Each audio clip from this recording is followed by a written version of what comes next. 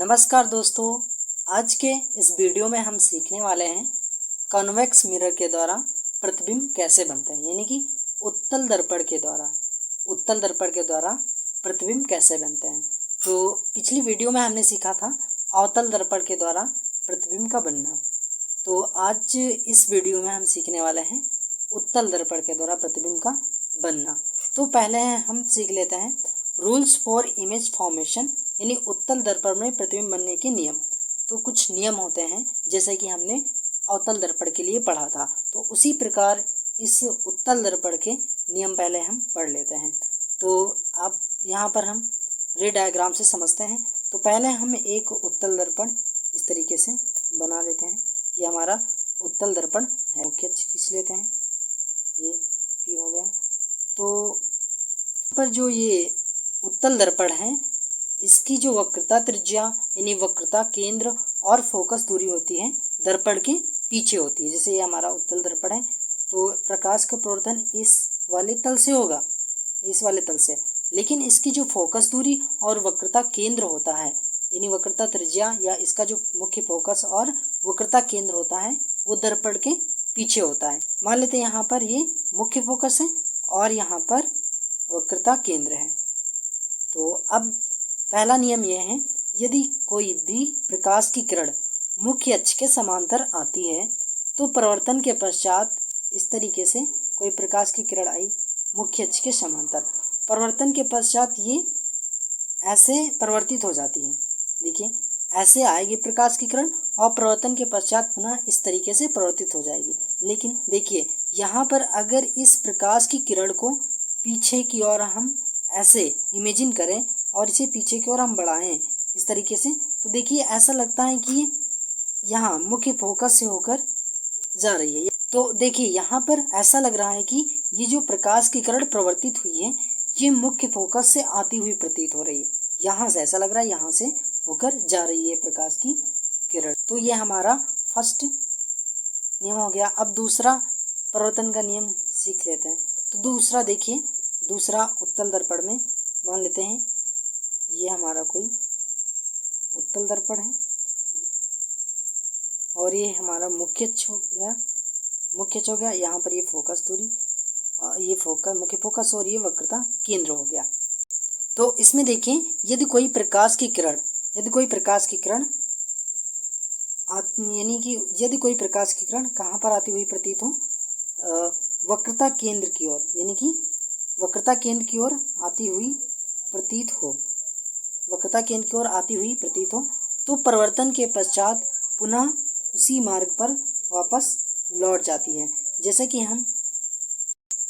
कि हमने अवतल दर्पण में पढ़ा था, बिल्कुल वैसा ही यदि कोई प्रकाश की किरण वक्रता केंद्र की ओर आती हुई प्रतीत होती है, यहाँ पर आती है, तो पुनः यह उसी मार्ग पर वापस लौट जाती है।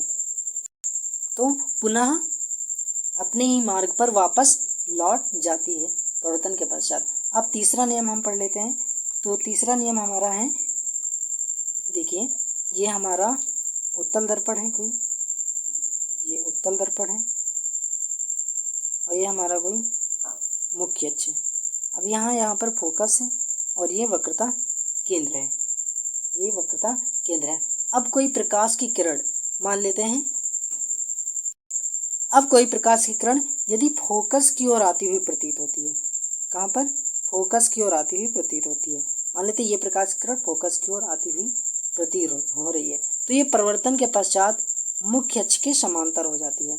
यदि कोई प्रकाश की किरण मुख्य फोकस की ओर आती हुई प्रतीत होती है तो वह मुख्य अक्ष के समांतर हो जाती है। तो ये हमारे 3 नियम हो गए इमेज फॉर्मेशन के उत्तल दर्पण द्वारा। अब हम उत्तल दर्पण के द्वारा प्रतिबिंब का बनना सीखेंगे। तो दोस्तों जो उत्तल दर्पण होता है इसमें सिर्फ 2 स्थितियों में प्रतिबिंब का बनना संभव हो पाता है, यानी कि उत्तल दर्पण में सिर्फ 2 स्थितियां होती हैं प्रतिबिंब बनने के लिए। तो हम पहली स्थिति सीखेंगे। देखिए केस नंबर 1 है object at any position except infinity, मतलब कि जो ऑब्जेक्ट है, कोई वस्तु है, उत्तल दर्पण के सामने कहीं पर भी हो लेकिन अनंत को छोड़कर, तो उसका प्रतिबिंब कहाँ बनता है। तो चलिए हम यहाँ पर सीखते हैं। तो ये हम बना लेते हैं उत्तल दर्पण। तो ये हमारा उत्तल दर्पण बन गया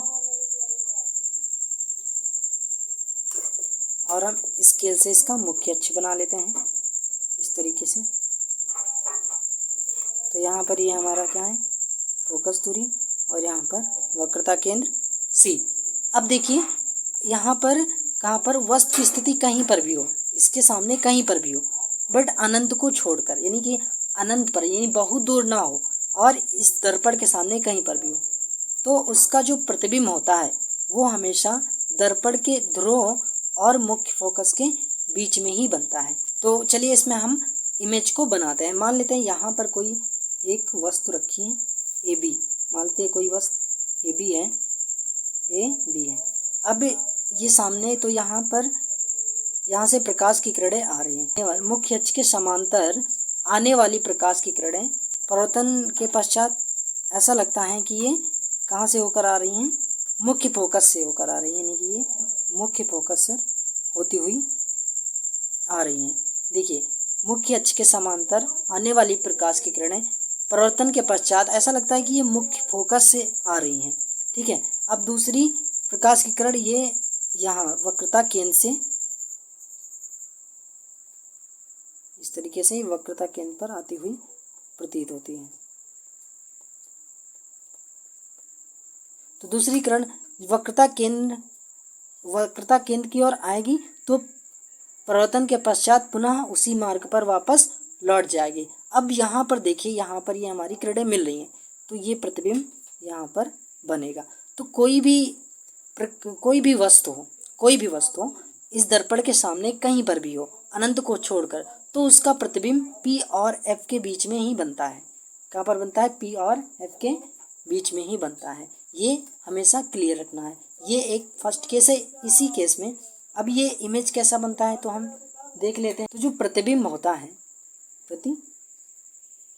है वो नंबर 1 कैसा बनेगा ये दर्पण के पीछे बनता है। तो पहला बात है, जो प्रतिबिंब होता है वो कहाँ बनता है? दर्पण के पीछे बनेगा। और नंबर 2 कैसा बनेगा? आभासी बनेगा, आभासी रहेगा। और सीधा, आभासी और सीधा बनेगा। और नंबर 3 कैसा बनेगा? छोटा होगा, यानी वस्तु की अपेक्षा जो प्रतिबिंब होगा वो छोटा होगा, यानी कि वस्तु से छोटा होगा। ठीक है। और इसमें हमेशा जो उत्तल दर्पण होता है इसमें प्रतिबिंब हमेशा छोटा ही बनता है। ठीक। तो ये स्थितियाँ होंगी। प्रतिबिंब कैसा बनेगा? दर्पण के पीछे बनेगा, आभासी बनेगा और सीधा बनेगा। और वस्तु की अपेक्षा वो प्रतिबिंब कैसा होगा? छोटा होगा। अब हमारा दूसरा केस है ऑब्जेक्ट एट इन्फिनिटी, यानी कि उत्तल दर्पण के सामने यदि कोई वस्तु अनंत पर हो, कहीं पर उत्तल दर्पण के सामने वस्तु कोई अनंत पर है तो उसका प्रतिबिंब कहाँ पर बनता है तो देखते हैं, हम सीखते हैं। तो यहाँ ये कोई उत्तल दर्पण है, मान लेते हैं कोई ये कैसा है उत्तल दर्पण है, और ये इसका मुख्य अक्ष हो गया, ये इसकी मुख्य फोकस हो गया, और ये वक्रता केंद्र हो गया। तो जो कहीं पर कहाँ पर है, ये वस्तु कहाँ पर है? अनंत पर है। तो अनंत से आने वाली प्रकाश की किरणें क्या होती हैं? मुख्य अक्ष के समांतर होती हैं। तो ये जो प्रकाश की किरणें मुख्य अक्ष के समांतर आती हैं तो परावर्तन के पश्चात ऐसा लगता है कि ये मुख्य फोकस से होकर आ रही हैं। कहाँ से आ रही हैं? मुख्य फोकस। तो इनको अगर पीछे बढ़ाएं तो ये मुख्य फोकस पर मिलती हुई प्रतीत होती हैं। यहाँ पर यदि वस्तु अनंत पर है तो उसका प्रतिबिंब मुख्य फोकस पर बनता हुआ प्रतीत होगा। ठीक है। और अब हम देख लेते हैं जो प्रतिबिंब है उसकी प्रकृति क्या होगी और उसका आकार क्या होगा। तो पहला नंबर है कि जो प्रतिबिंब बनेगा,